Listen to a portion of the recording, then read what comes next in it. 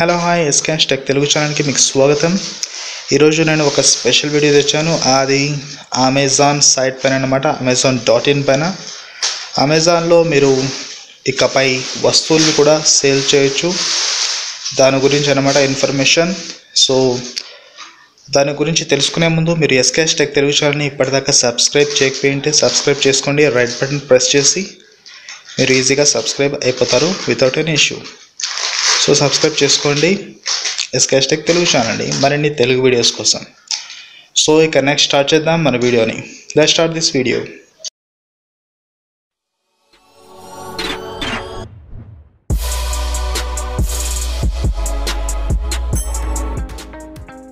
So Amazon site ఇది చూడొచ్చు మీరు, amazon.in. ఇది ఇండియా సైట్ అనమాట, amazon.in. సో అమెజాన్ ఒక కొత్త సర్వీస్ని స్టార్ట్ చేసింది, అదే సేల్ ఆన్ amazon.in. సో మీరు సొంతంగా అమెజాన్లో పాత వస్తువుల్ని సేల్ చేయొచ్చు అనమాట. మీకు అవసరం లేని వస్తువుల్ని కూడా మీరు సేల్ చేయొచ్చు.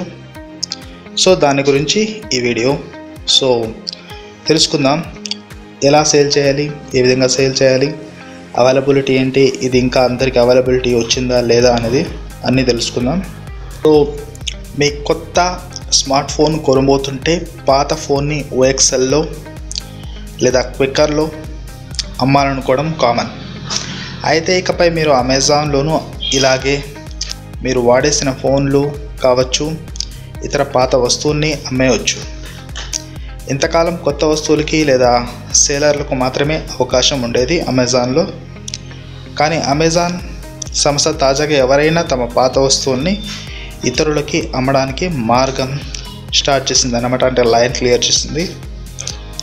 So pick, pack and pay అనే పేరుతో పిలువబడే ఈ కొత్త ప్రోగ్రామ్ ద్వారా ఎవరైనా తమ దగ్గర ఉన్న వాడేసిన phones, laptops, books, watches, movies, video games వంటి వాటిని అమెజాన్ సైట్లో లిస్ట్ చేయడం ద్వారా ఎవరికైనా అమ్మడానికి పెట్టచ్చు.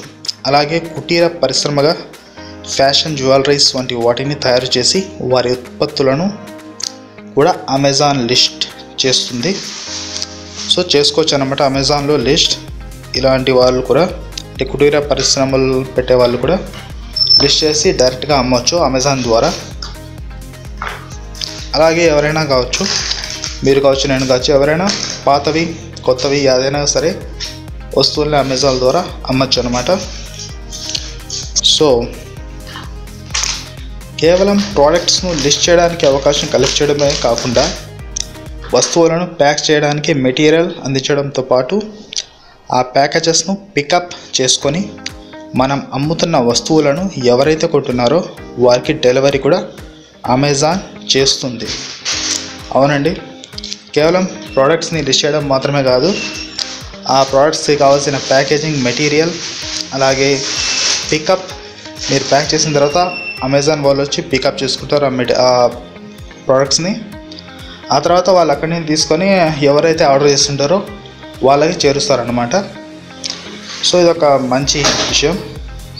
అలాగే వీళ్ళు కమిషన్ కూడా తీసుకుంటున్నారు. ఆ కమిషన్ డీటెయిల్స్ కూడా తెలుసుకుందాం. 1000 రూపాయల లోపు ధర కలిగిన వస్తువులకు 10 రూపాయలు కమిషన్గా అమెజాన్ సంస్థ తీసుకుంటుంది. అంటే 1000 రూపీస్ మీరు పెడితే ప్రైస్, దానికి అమెజాన్ కమిషన్గా 10 రూపీస్ తీసుకుంటుంది.